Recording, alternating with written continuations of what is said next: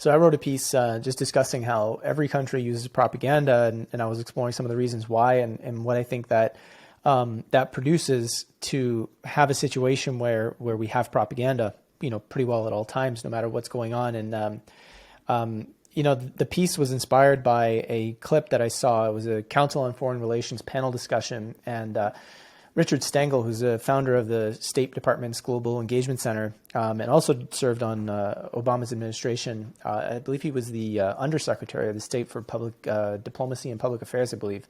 And he was basically essentially saying in the clip, which I can actually play here, that he's not against propaganda and that every country does it, and they have to do it to their own population. Let's have a quick listen. Basically, every country creates their own narrative story. And my old job at the State Department was what people used to joke as the chief propagandist job. We haven't talked about propaganda. Propaganda, I'm not against propaganda. Every country does it, and they have to do it to their own population. And I don't necessarily think it's that awful. And this idea of a news cartel, I mean, I was editor of Time in 2012 during that election, and I remember, you're competing against cartels and everybody. I remember being on a panel with the then editor of the New York Times who said, it's really hard to break through these days. This is the editor of the New York Times saying it's hard to break through. I wanted to jump off the platform. Like, what's it like for the rest of everybody? So, I mean, there are cartels, but cartels don't have hegemony like they used to. So the reason why I thought this was powerful is primarily because I think everybody has, this inkling that we are exposed to propaganda, right?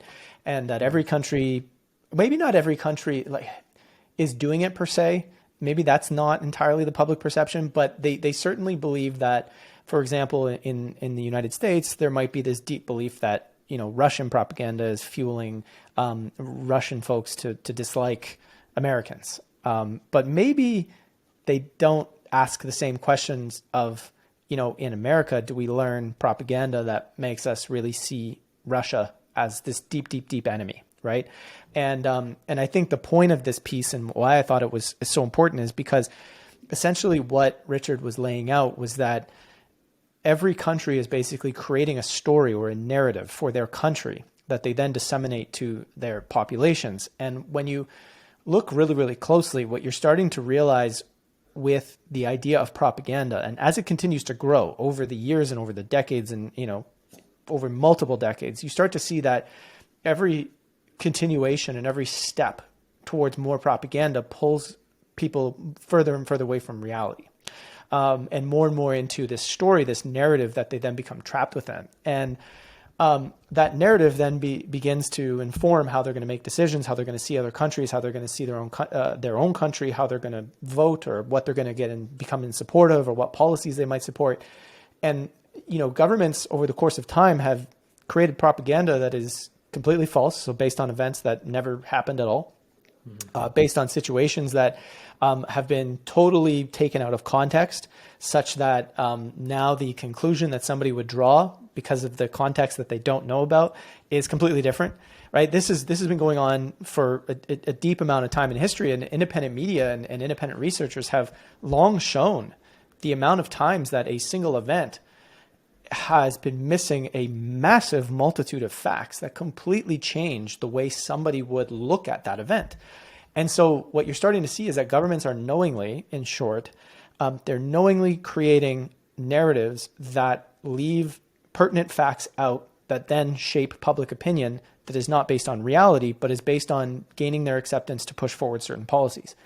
So, the challenge with this is that people don't really know what's going on in the world.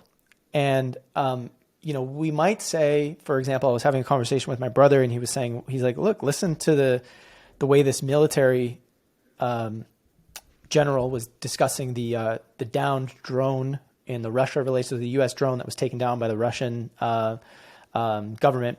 Look at the way the U.S. military guy was talking about it. Then look at the way this Russian ambassador was talking about it. And if you listen to both of them, right, you kind of hear two very, very different stories. And the thing that's interesting about it is you don't really know if either of their stories are true. right? Yeah. Because on one hand, the Russian could be saying what he's saying to give advantage to their government. And of course, the US military general is going to say what is advantageous to his government. Neither of them are beholden in any way, shape, or form to the truth. Now, where does that leave the citizen, right? It leaves the citizen in a position where we don't really know what to believe, right? And we have to just trust our government by choice, even if it's not based on truth. And when you come to that realization, it's an interesting place to be. Before I expand, I'm curious some of your thoughts on that. Yeah, no, when you brought that up, I was just basically thinking, because I recently wrote an article regarding false flags, and it's the same thing, like with regards to when there's a major event that happens, you always see, like here in North America, you'll see governments claiming one thing, and you'll see multiple other governments, like if you look at Russia, for example, a completely different explanation. And Yeah. I don't know how it is in Russia, but here it's like we're constantly being with the idea that this is a conspiracy theory, and like big tech is in cahoots. Like we've talked about this before with the CIA, and there's just so much psychological warfare going on that it's hard to really know what's going on. And people are so split in their opinions, and it's either left or it's right. And it's like at the end of the day, nobody really wants to admit that they don't know what's going on. And we're so inundated with propaganda today that it's crazy. It's crazy. And when you say nobody knows what's going on, like some people might look at us saying this, like you guys do. And like, no, we don't. That's the point. We're saying we're saying that at least like we have to recognize the amount of propaganda that we're hit with and how technically sophisticated it is these days. Yeah. And it blows my mind when I think about it. And we've researched this stuff for like 15 years, so we know how in depth it is and how every year it increases on astronomical levels. And this is why I basically have a tough time believing anything regarding major events, be it COVID, terrorism, climate change. This is why I seek out other information, and it even lends more to the point of propaganda that there is a huge effort to silence these other voices that are bringing in other evidence to the table, kind of exposing what's really going on in many cases. So I don't know, just the amount of propaganda in our society today is mind. If you are hearing this message, it's because you are a free subscriber to The Pulse. To become a paid subscriber, please join us on Substack, and you will get access to not only the full video, but the full audio experience here for the Pulse Weekly. If you happen to be an Explorer Lounge member, check out the Explorer Lounge for the full episode.